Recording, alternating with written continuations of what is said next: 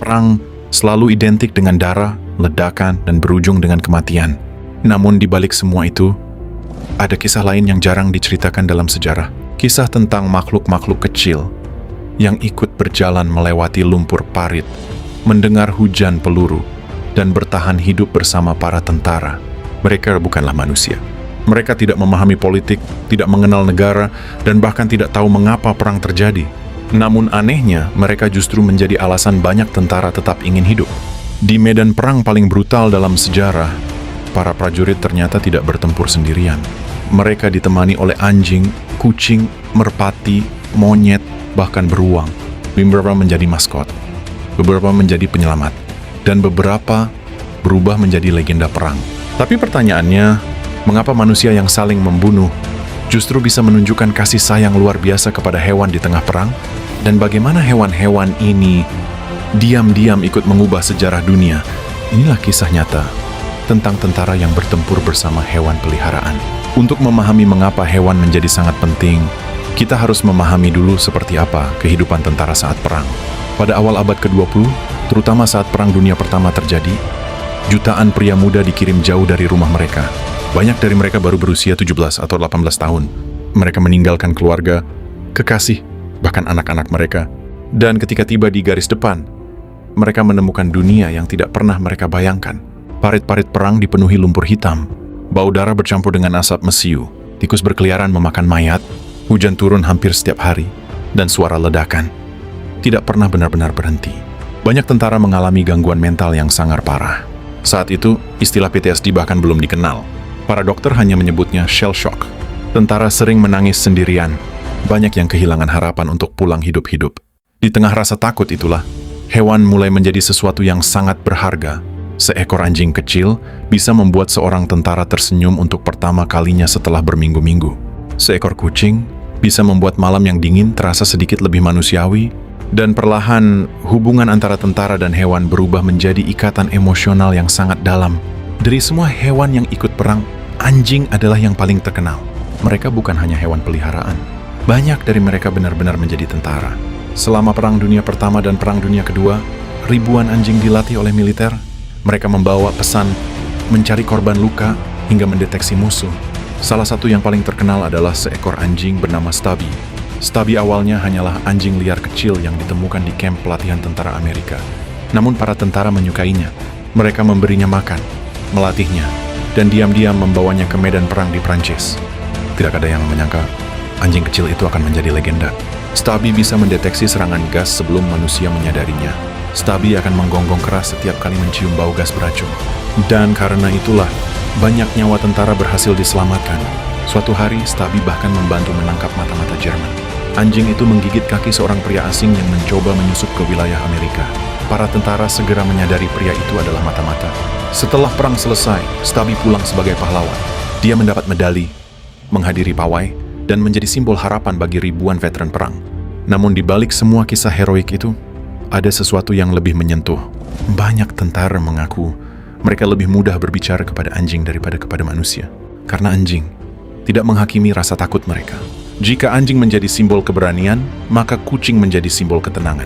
Di banyak parit perang Eropa, tentara memelihara kucing. Alasannya sederhana.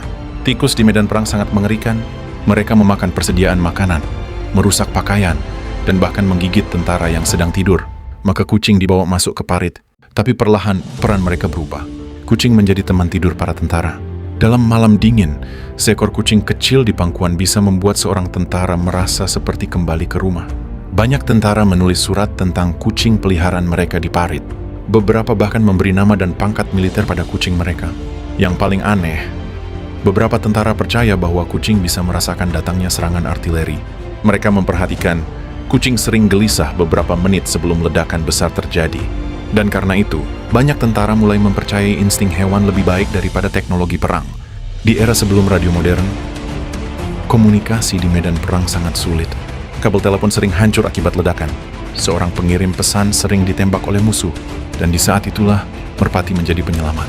Salah satu merpati paling terkenal dalam sejarah adalah Cher Ami. Pada tahun 1918, sekelompok tentara Amerika terjebak di hutan Prancis. Mereka dikepung pasukan Jerman. Yang lebih parah, Artileri Amerika sendiri salah menembaki posisi mereka. Situasi menjadi kacau. Ratusan tentara hampir tewas oleh pasukan sendiri. Semua pengirim pesan gagal. Seluruh jalur komunikasi terputus. Hanya tersisa satu merpati, yaitu Cherami. Tentara menulis pesan kecil, untuk Tuhan hentikan tembakan kami. Merpati itu dilepaskan. Dan dalam hitungan detik, hujan peluru langsung mengarah kepadanya. Cherami tertembak. Dadanya terluka. Salah satu matanya buta. Kakinya hampir putus. Tapi merpati kecil itu tetap terbang sejauh puluhan kilometer. Dan akhirnya, pesan itu berhasil sampai. Lebih dari 190 tentara selamat. Cherami kemudian menjadi pahlawan perang nasional. Ketika orang membayangkan perang modern, mereka sering membayangkan tank dan senapan mesin. Tapi kenyataannya, jutaan kuda masih digunakan dalam perang dunia. Mereka menarik meriam, membawa logistik, dan mengangkut tentara terluka. Banyak kuda mati karena kelaparan, ledakan, atau kelelahan. Namun hubungan antara tentara dan kuda sangat emosional. Banyak tentara lebih terpukul kehilangan kudanya daripada kehilangan senjata. Karena kuda adalah satu-satunya makhluk hidup yang menemani mereka setiap hari. Di tengah perang, kuda menjadi simbol kesetiaan tanpa kata-kata. Salah satu kisah paling aneh dalam sejarah perang datang dari seekor beruang bernama Wojtek. Pada masa Perang Dunia Kedua, tentara Polandia menemukan anak beruang yatim di Timur Tengah. Mereka merawatnya, memberinya makan susu dari botol, dan membawanya bepergian bersama unit militer. Beruang itu tumbuh besar, sangat besar. Namun anehnya, dia sangat jinak terhadap manusia. Wojtek suka bermain dengan tentara, makan bersama mereka, bahkan tidur di dekat mereka. Ketika pertempuran Monte Cassino terjadi di Italia, Wojtek membantu membawa peti amunisi. Para tentara terkejut melihat beruang itu mengangkat kotak peluru berat tanpa kesulitan. Akhirnya, Wojtek resmi didaftarkan sebagai anggota militer Polandia. Ia mendapat pangkat dan nomor identitas resmi. Sampai hari ini, Wojtek tetap dikenang sebagai salah satu simbol paling unik dalam sejarah perang. Semakin lama perang berlangsung, semakin banyak tentara kehilangan kewarasan. Dan dalam situasi itu, hewan menjadi semacam terapi emosional. Banyak tentara berbicara kepada hewan seperti berbicara kepada keluarga sendiri. Mereka mencurahkan rasa takut, kesepian, dan trauma. Beberapa dokter militer bahkan menyadari tentara yang memelihara hewan cenderung lebih stabil secara mental. Tanpa disadari, hewan telah menjadi penyelamat psikologis di medan perang. Tetapi ada pertanyaan yang lebih dalam. Mengapa manusia yang sedang saling membunuh justru mampu mencintai hewan dengan begitu tulus? Banyak sejarawan percaya hewan mengingatkan tentara pada kehidupan normal, pada rumah, pada masa damai, pada dunia yang belum dihancurkan perang. Hewan menjadi simbol bahwa masih ada kepolosan di tengah kehancuran manusia. Tidak semua kisah berakhirkan bahagia. Banyak hewan mati di medan perang. Mereka terkena ledakan, gas beracun, atau kelaparan. Dan ketika hewan peliharaan mereka mati, banyak tentara menangis seperti kehilangan sahabat sendiri. Karena di tengah perang, ikatan kecil itu sering menjadi satu-satunya alasan mereka bertahan hidup. Pemerintah juga mulai menyadari bahwa hewan punya efek besar terhadap moral tentara dan rakyat. Poster propaganda sering menampilkan anjing pemberani, kuda gagah, atau merpati heroik. Hewan berubah menjadi simbol patriotisme.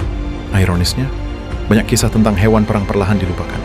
Buku sejarah lebih sering membahas jenderal, strategi, dan kemenangan. Padahal di balik semua itu, ada ribuan kisah kecil tentang persahabatan antara manusia dan hewan. Saat ini, banyak museum perang di dunia masih menyimpan kisah mereka. Patung Stabi, Cherami, dan Wojtek berdiri sebagai pengingat bahwa bahkan dalam perang tergelap, kasih sayang masih bisa bertahan. Hewan-hewan itu tidak pernah tahu siapa musuh sebenarnya. Mereka tidak memahami bendera, politik, ataupun alasan perang dimulai. Namun justru karena itulah, mereka tetap setia kepada manusia. Dan mungkin disitulah letak misterinya. Ketika manusia mulai kehilangan kemanusiaannya, hewan-hewan kecil itu justru mengingatkan mereka bagaimana cara tetap menjadi manusia. Di tengah ledakan, darah, dan kematian, seekor anjing yang duduk di samping tentara, seekor kucing yang tidur di parit, atau seekor merpati yang terbang membawa harapan, diam-diam menjadi cahaya kecil di salah satu masa paling gelap dalam sejarah dunia. Dan sampai hari ini, kisah mereka masih hidup. Bukan sebagai cerita tentang perang, tapi tentang persahabatan yang bertahan bahkan di neraka sekalipun.